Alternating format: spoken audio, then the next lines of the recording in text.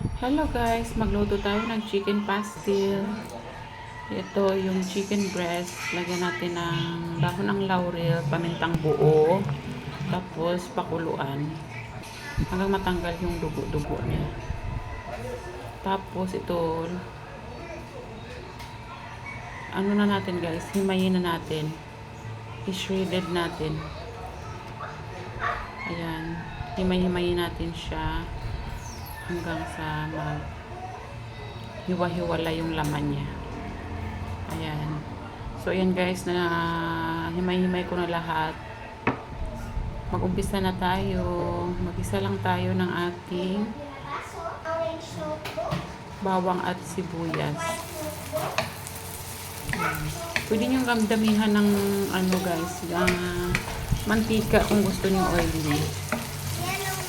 Pero kasi ang nag-request nito, ayaw niya ng oily. Gusto lang niya ng maanghang na hindi ma-oily. Kaya konti lang yung ano natin, mantika. So ilagay na natin ang ating shredded chicken. Isang chicken breast lang to guys. Pero madami na siya. Siguro na sa ano na to, pang-apat niya na kain balik-balik. Hanggang bukas. Ayan.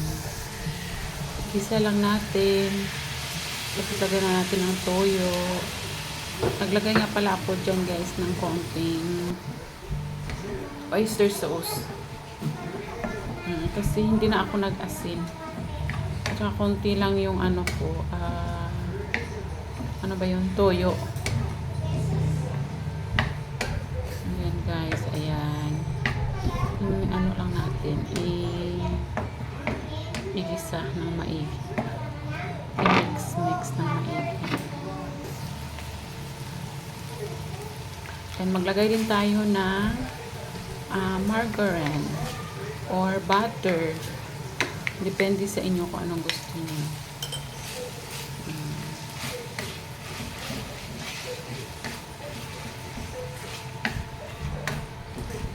Ito kasi yung kinakain niya sa school guys, snacks.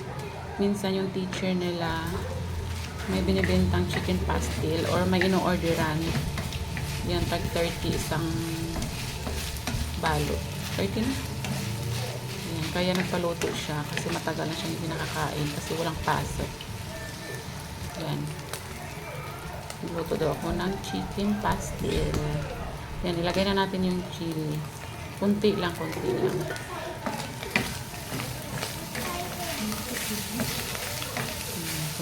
Kasi guys, ano to siya, addict sa maanghang. Gusto niya yung maanghang. Pag hindi maanghang, sabi niyang boring.